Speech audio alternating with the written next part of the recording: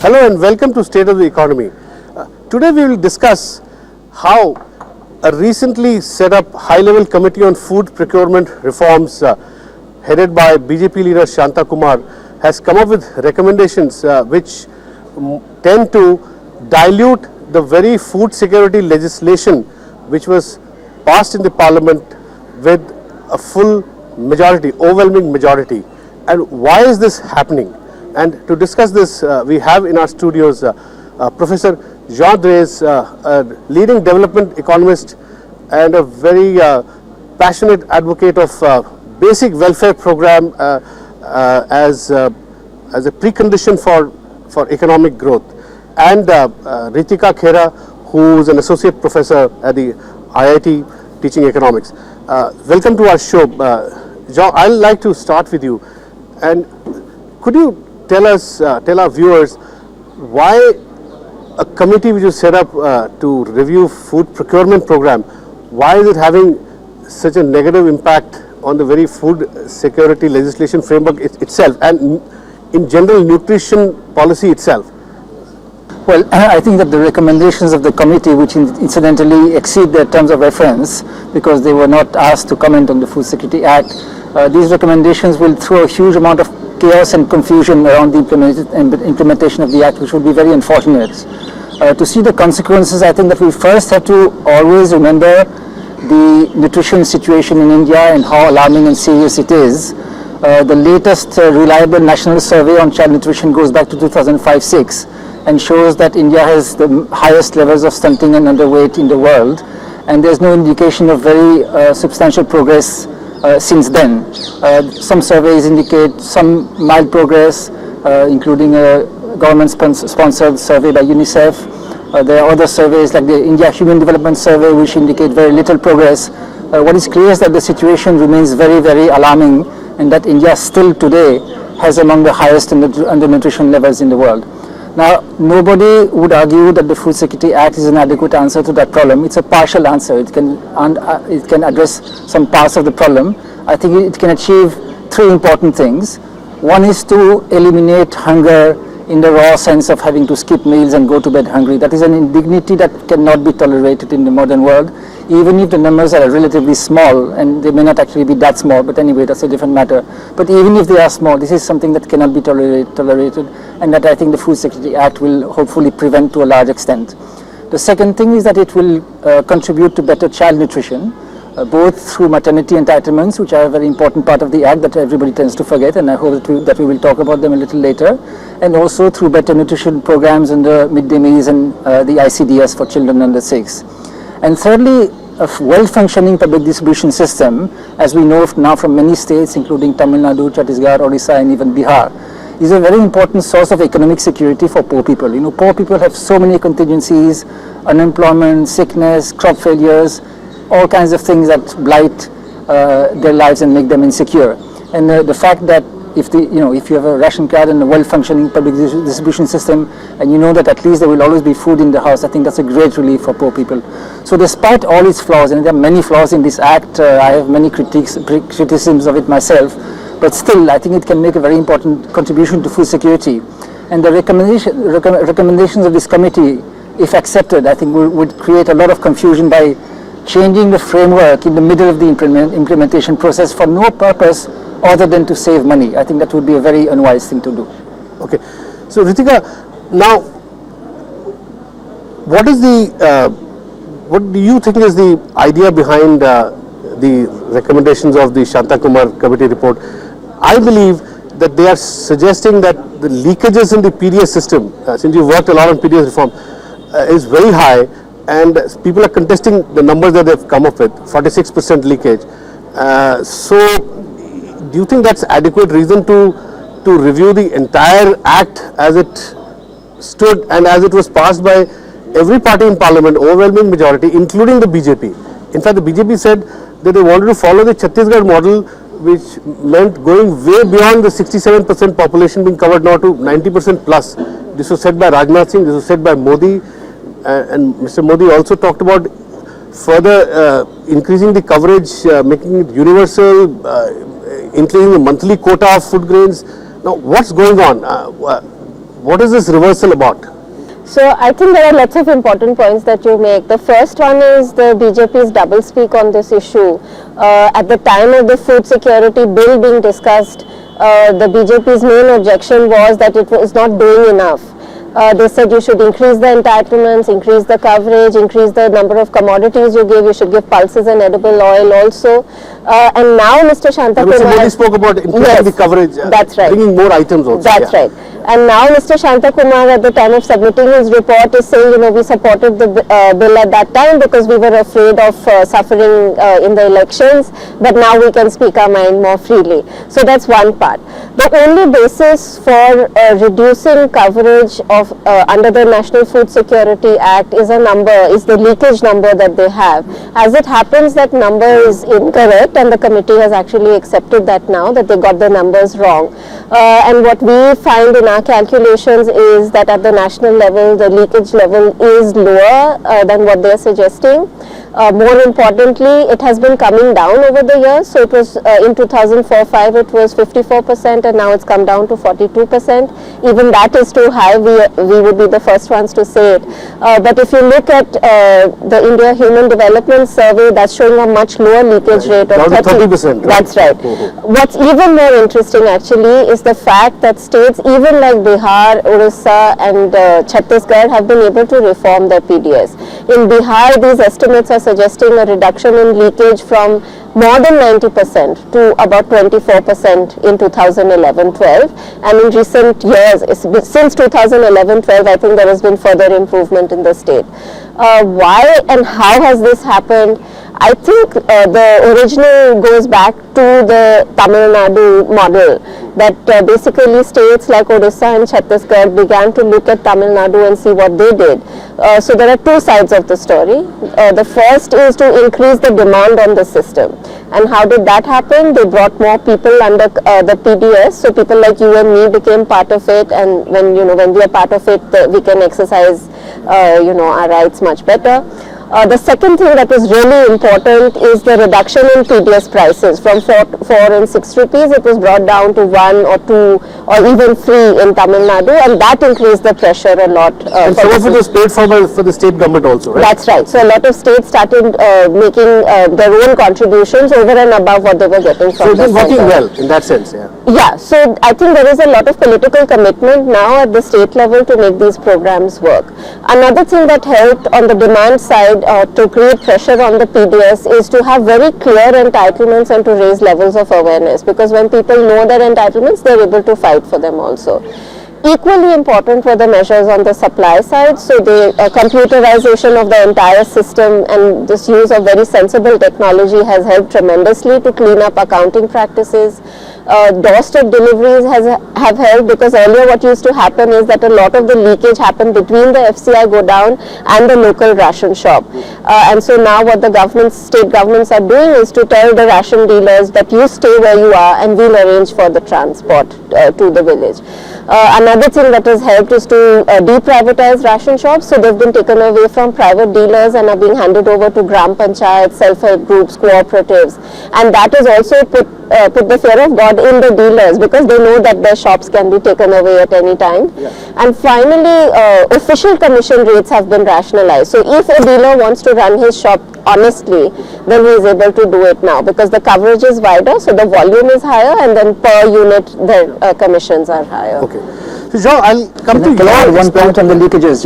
It's not only are they lower than the committee claims, and they have been coming down over time.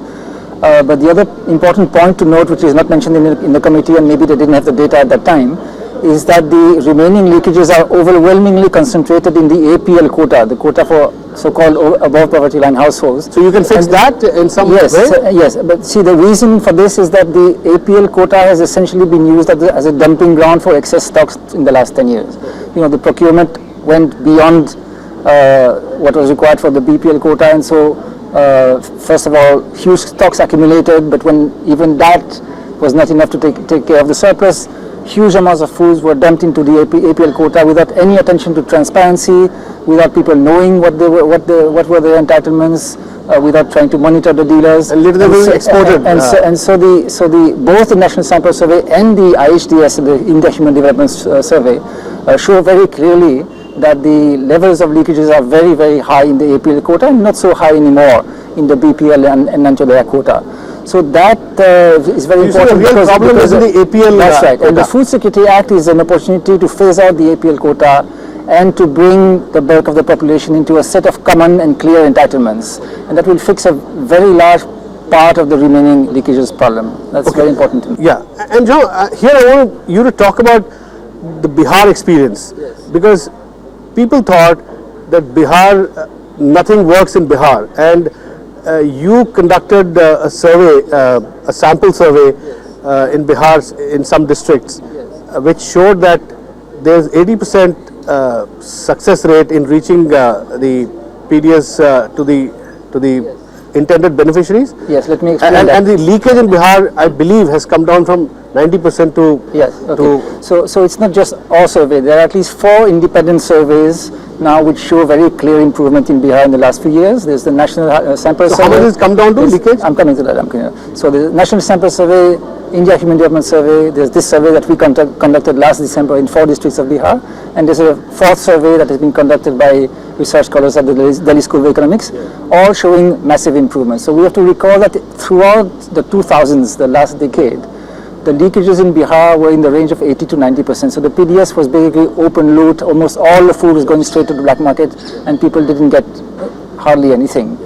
And now we are seeing from these 4 surveys a huge improvement in the extent to which people are able to secure their entitlements. For example, we found in that survey of 1,000 randomly selected households in 4 districts that among those who had a new ration card under the Food Security Act, because Bihar is now implementing the Food Security Act, in the month preceding the survey, those households that had been able to secure about 80% of the food that they were entitled to, which is still too little. I mean, there's still 20% gap, but it's an enormous improvement compared to what used to happen in Bihar. So therefore you're suggesting that it's better to consolidate on these improvements. Absolutely. Rather than go in the reverse direction. Absolutely. John, we'll take a small break here and come back to you. Please keep watching RST.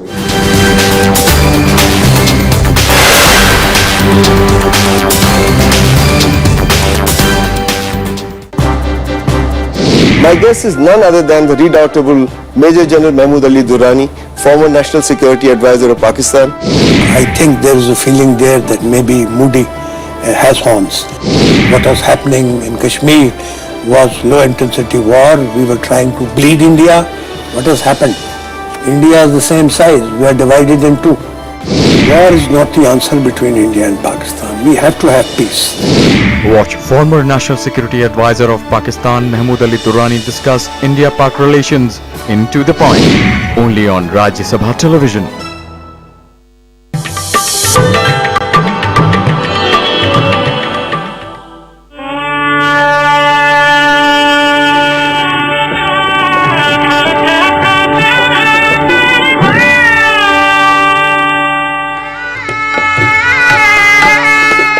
उस्ताद बिस्मिल्लाह खान, महान शहनाई वादक, जिनके नाम है कई उपलब्धियां। कांस कलो महोत्सव में शहनाई वादन को दी नई बुलंदियां। आजादी के पहले जश्न में लाल किले से गूंजी उनकी शहनाई, और फिर गणतंत्र दिवस पर भी उस्ताद ने बेमिसाल धुनें सुनाई। भारत रत्न के रूप में उन्हें मिला देश का सबसे बड़ा नागरिक सम्मान।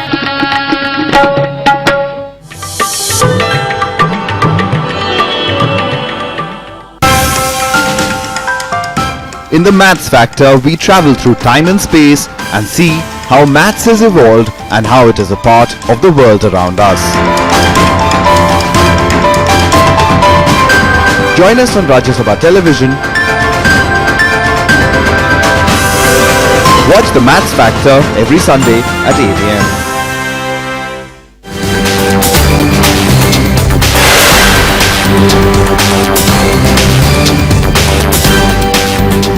Welcome back to State of the Economy. So, Joe, you were, please continue. You were saying something about Bihar. I was going to say that the Bihar experience is very significant because it takes place in one of the worst governed states of the country. Even today, despite the improvements that have happened in the last few years, whatever they are, Bihar is still one of the states with the highest levels of corruption and poorest governance. And even in that state now, we are seeing massive improvements in the PDS, largely because the assembly elections were coming up, and therefore there was a real effort to make the PDS work. So you're suggesting that there is a general improvement in the governance of food distribution system across the board? Not across the board. What we are seeing is that in all the states where there has been a serious effort to reform the PDS, there have been results. Whether it is Chhattisgarh, of course earlier Tamil Nadu, Andhra Pradesh, Orissa, Bihar, even hopefully now very soon, I'm hoping in West Bengal. So there's a clear roadmap, and incidentally a lot of that roadmap is included in the Food Security Act. All the reforms that Ritika has mentioned are mentioned also in the Food Security Act. So we have a pretty good idea of what has to be done. The question is the political leadership going to do it, or are they going to side with the corrupt dealers who are making the system? That is really the bridge that has to be crossed, and the Food Security Act is an opportunity to push that agenda further and to extend the reforms across the country. Okay. Now, Ritika, Chhattisgarh BJP government has been claiming their food distribution system as one of the biggest success stories. In fact, during the Chhattisgarh elections, if you remember last, they really tom-tommed that. Now, do you think that these BJP governments which claimed their system as such a huge success would want to accept the Shanta Kumar committee report and reduce the coverage to 40%? Is that the sense that you get politically on the ground? Because you work at the grassroots level, right? Yeah, it's a little bit hard for me to comment, but I would imagine that once you've given people ration cards and they've gotten used to getting grain every month, that it's not going to be very easy to take that away from them. And this idea of replacing ration with cash, and that also I don't think is going to find very widespread support at this local levels, because people have all kinds of apprehensions about cash. And as you know, in Delhi they tried out one cash transfer scheme, Annashri, where they were giving 600 rupees, and even that failed to work in a city like Delhi. So I cannot understand how they expect it to work. Do you think a hybrid model could work for APL class if some people want cash?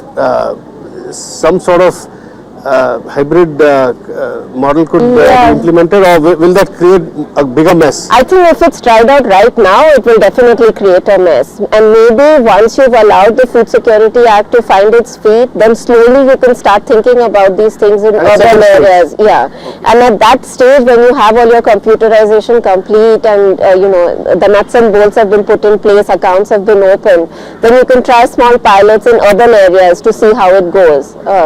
But if it is tried out right now, it will just lead to mayhem. That's my... Joe, what do you think of cash transfer in a limited way? Well, I would not be in favor of what you call the hybrid system, but I would not be necessarily against giving people the choice at some stage in the future, not right now, but at a stage when the PDS has been fixed and has been working well. This system to consolidate. And that's right. And once the PDS gives a minimum standard, that has to be matched by cash transfers for people to prefer that. And if it's a real choice, not a, this is a big issue because the government is not used to giving people choices. It should be demand-based. It should be demand-based, but I think that's sometime in the future, and starting with the areas of the country where there's maybe 4-5 years down the line. No, I think perhaps even more than that, but one can debate.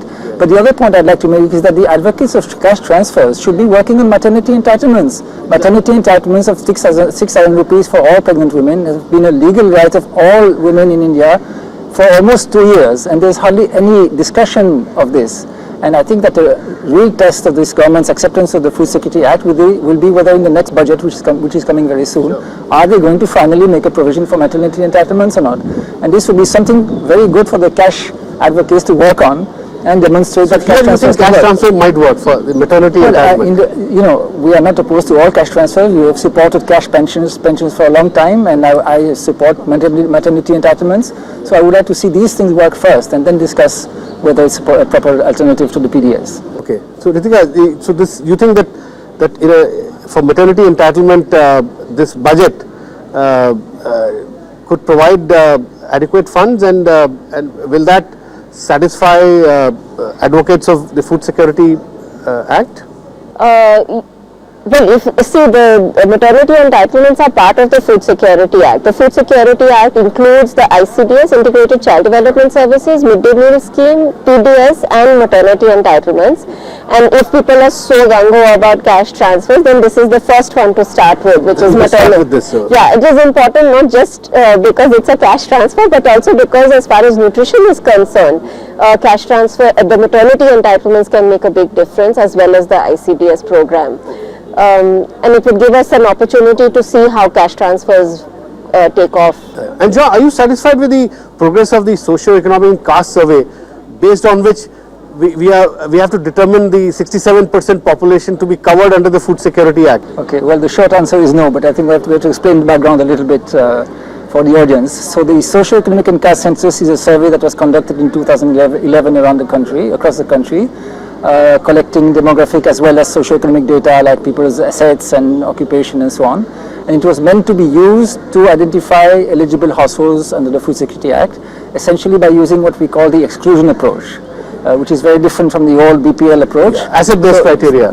Asset-based, but it could also be something like government jobs. So you identify the households that are relatively well off, maybe they have a government job, or maybe they have a four-wheel vehicle, or more than a certain amount of land. So you exclude those, and then everyone else is eligible by default, which actually is a much more reliable and inclusive approach. A robust way of, Now, for that, of course, you need the data, and unfortunately, after 5,000 crores of expenditure and 4 years, the data is still missing for a large number of districts. In fact, among the major states, about half are still missing the data for some districts. Bihar is one important exception. I believe UP is also, it's not complete, is it? UP is almost complete. A few districts are missing.